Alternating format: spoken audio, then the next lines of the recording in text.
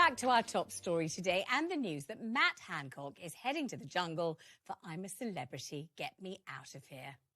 Do I recognise you from somewhere? I like to tell people that I'm in Home and Away. No, Boris Johnson... Among the many politicians who've also done reality shows is Tory MP Michael Fabricant, who appeared in Celebrity First Dates very memorably last year. And I'm delighted to say joins us live from Westminster. Hi, Michael. Good afternoon. Hi, Vanessa. How are you? I'm fine, thank you, but struggling, I think, with the news that Matt Hancock has decided to go off to the jungle in Australia and do I'm a Celebrity, particularly given his own history and particularly given the state of the nation right now. I mean, what are your thoughts about it? Well, it's got to be a decision, hasn't it, for Matt? He's giving the money to charity, which is fantastic, and I think it'll be quite a bit of money. He'll have to declare it, so we'll all know what he's had. And, yeah, well, best of luck to him is what I say.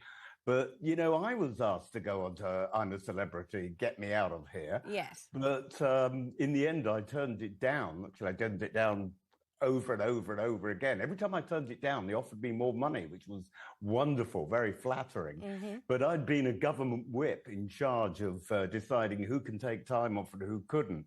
So I thought it would be a little bit hypocritical of me then to take 3 months off.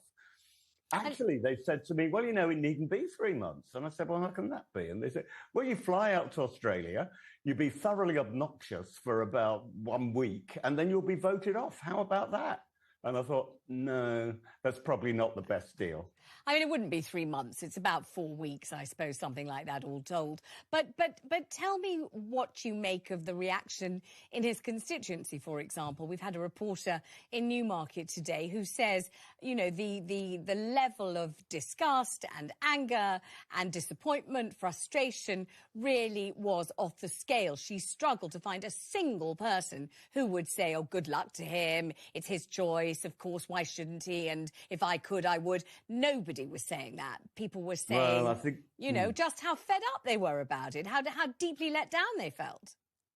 Yeah, I guess I can understand that. But of course, you know, unless you do a proper survey, you don't actually know what percentage of the population really does think that. As I say, I chose not to do it. I didn't think people in Lichfield would be over-impressed with my disappearing off to Mount Tamborine, which is near where they film it, in a beautiful part of Australia, which I know very well. But, you know, at the end of the day, also, I'm a bit of a vegan, only I had steak last night. But what I mean by that is I'm not really into eating offal. I can't stand the idea of, you know, eating chicken liver or chopped liver or something like that. It turns my stomach. So the idea of eating a kangaroo's anus rather turned me off a little bit.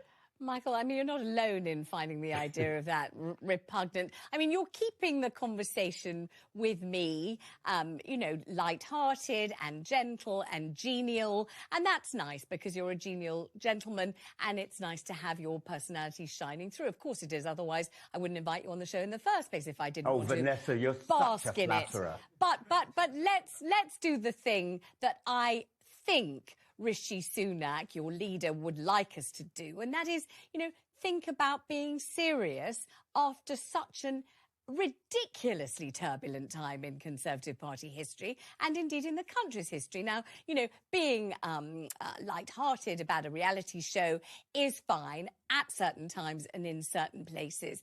But I wonder, given what we've all just been through and what we're all anticipating going through this winter, whether Matt Hancock is sending either a message of absolute lack of care and consideration, or whether it's something much ruder than that, something that I can't replicate on the television, but effectively a Harvey Smith, a 2 fingers, a 1 finger, that kind of salute to the country, to his constituents, to the people who put him in that place originally. I mean, he wouldn't be able to be Matt Hancock, former Health Secretary, if his constituents hadn't voted him in. And surely he's meant to be working for his constituents as you're meant to be working for yours. Well, Vanessa, it's not a good time. I have to agree with you on that. I mean, there's no question. I mean, is there ever a good time to not be a member of Parliament and do a 3-month or 1 month, you reckon, reality show? I thought the programme was 3 months, but anyway, whatever. But you're right. And of course, we have gone through an incredible period of turbulence. And some of it was our making, of course, but also we've got a war on in Europe, and it does seem an odd time to go off and do a reality show. But then, as I said to you, is any time a good time to disappear for 1 month and do a reality show? Nadine Dorries did it. She lost the whip as well for a short while, but it was given back to her. And then, of course, she was made culture secretary. So it didn't work out all bad for her. And her own constituents, who were very angry at the time, have completely forgiven her. So maybe that's what will happen with Matt Hancock. Anyway, look, I wish him all the best with it. Let me tell you, we spoke to Trevor Kavanagh of The Sun. He said that in his experience, Matt Hancock has a gigantic ego. He's only ever been about promoting Matt Hancock. That's why he was able to behave in that incredibly hypocritical manner during the pandemic, that he was able to tell everybody else what they must do, and most particularly what we must not do, while at the same time, as you remember, memorably fondling his mistress's buttocks right in front of a camera that he didn't know was there. Now, we all remember that. I mean, do you think this pertains to the personality of the man? And do you think what he's really saying is just, you know, project more about myself? Give me the spotlight, Mr. DeMille. Here I am. I'm ready for my turn, and I'm gonna deliver.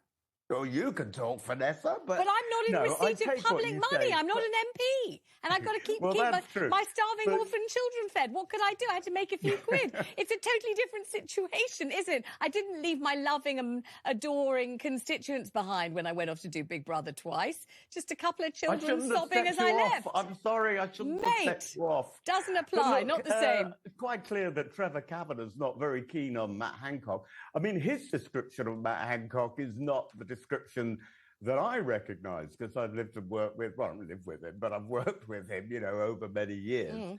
And I think he is generally a hard-working guy. But look, the pressure he was under during COVID, look, I don't want to go into, you know, his personal relationships. I have some sympathy when a married man sometimes has an affair and you wonder, you know, it's dishonourable and all the rest of it. But I'm not one of those people who are quick to judge.